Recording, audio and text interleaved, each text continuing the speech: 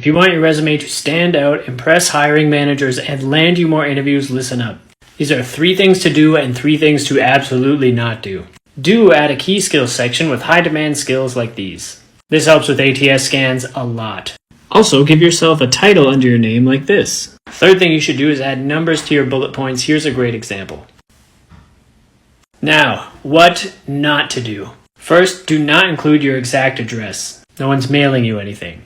2, ditch the objective statement.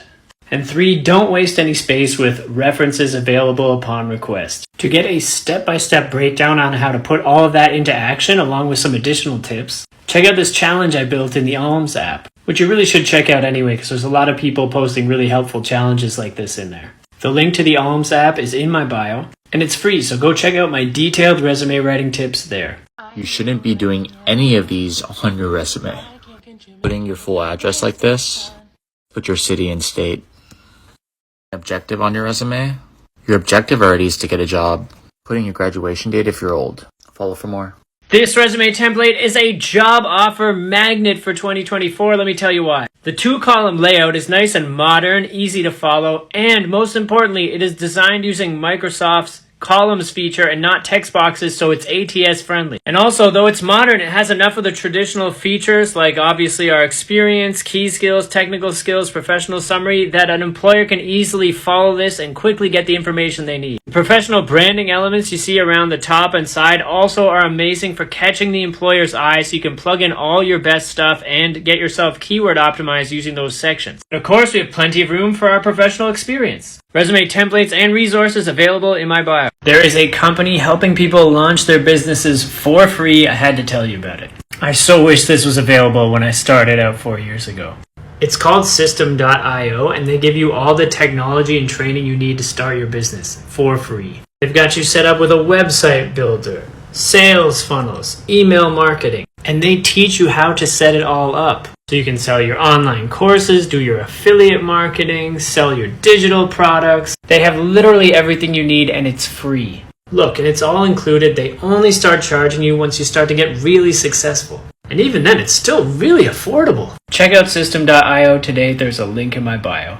When you're job searching, there is one sweet moment where you have all the power. But if you use this wrong, you could be costing yourself money and hurting your career. So listen up. After you get the job offer, but before you accept, here are some things you need to do. 1, get the offer in writing. I know from personal experience that this can be a huge mistake if you don't. 2, ask when they'll need an answer by. This will give you some time to think about it and also buy you some time if you're waiting for other job offers to come in. 3, negotiate on salary, vacation, and benefits. Again, do this in writing. Remind them of the value that you're bringing to the team and reference industry standards for salary when needed. 4, ask questions about work-life balance that are important to you. Things like flexible hours, work from home, etc. And 5, just ask any other questions that are on your mind. It could be about what the job entails, who you'll be working with, that kind of thing. Like this video and follow for more job search tips, and remember, you deserve a job you love. Forbes has predicted the 10 most in-demand skills for professionals over the next 10 years. So if you want to be competitive, highly sought after, and indispensable, work on these skills and definitely add them to your resume. Here is the list. Like and follow from. This is a 10 out of 10 resume for a student with little to no experience, and if that's not you, listen up because your kids or grandkids are going to need to know this one day. So at the top, we're going to call ourselves an enthusiast of the industry we want to get into. Then we include a professional summary that highlights our willingness to learn and adapt. And you can borrow this one word for word if you want. For the areas of expertise section, list any skills or technology that you are familiar with that is relevant to this job. And you can find those skills listed on the job postings that you're interested in. Education is going to go next because it's ongoing. You can list here relevant courses and describe big projects you've done just like you would in a job. For experience, we're going to prioritize leadership experience even if it was unpaid. Then list any part-time jobs you've had, and you can throw in awards to show you're a high performer and any technical skills, anything else you feel is relevant. More resume resources available in my bio. When you apply to a job, do not reach out to the hiring manager and ask them to have a chat with you about the job. My friend Mike posted a job online last month and over 50 people invited him to coffee chats. That's too much coffee! But you know I'm coming with advice. He did say one person did something that really stood out to him, so much so that he gave him an interview. Instead of asking him for coffee, he sent a message that said this. And this guy got an interview because instead of wasting 15-20 minutes of Mike's time talking about the company culture and his work background, he just got to the point and sent a document that took 3 minutes to read that shared an insight into how he thinks and works, and that made Mike a lot more comfortable inviting him for an interview. Bad news, boss. Gerald from marketing just quit. That's amazing. Wait, we really relied on Gerald. How is that amazing? Because now we don't have to pay his salary. But won't we just have to pay that salary to someone else when we replace the role? No, we don't need to replace that role. So we're just not going to do marketing anymore? No, we'll still do marketing. We'll just make Brenda do it. Oh, okay. So who's going to do Brenda's job? Also Brenda. She's going to have 2 jobs? No, not 2 jobs. I would never do that to her. She's just going to have the same job, but bigger with more responsibilities. Alright, so if Brenda's job is bigger, is her salary going to be bigger? Oh, yeah, so I get like a huge bonus for saving the company money, so Brenda's going to do twice as much work and you're getting a raise. Now you've got it.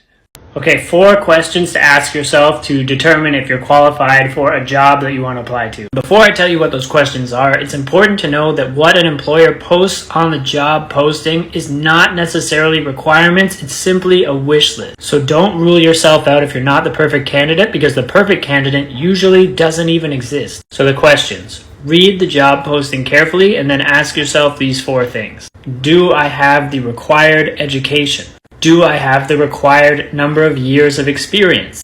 Am I able to use at least 75% of the software or equipment that they mention? Do I have experience with at least 75% of the tasks and responsibilities they mention in the posting? If you answered yes to at least 3 of these 4 questions, you should be feeling pretty confident. But most importantly, if you're really excited about this job, just apply. Because if you don't, I promise you the chances of getting the job are even lower. Like this video and follow me for more job search tips, and remember, you deserve a job you love. If you are over 45, you are at risk of age discrimination in your job search. Here are 6 common mistakes people are making in their resumes that lead them to be discriminated against based on their age. Number 1, very fixable, having your birth year in your email. Number 2, the most common one is including more than 20 years experience in your resume. Number 3, calling yourself seasoned.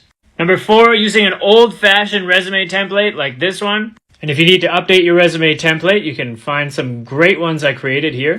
Number 5, having your graduation year in your resume. This is no longer expected or needed. And number 6, this is a grammatical one that's no longer taught. Super sneaky way to find out someone's a little older if you have double spaces after your periods.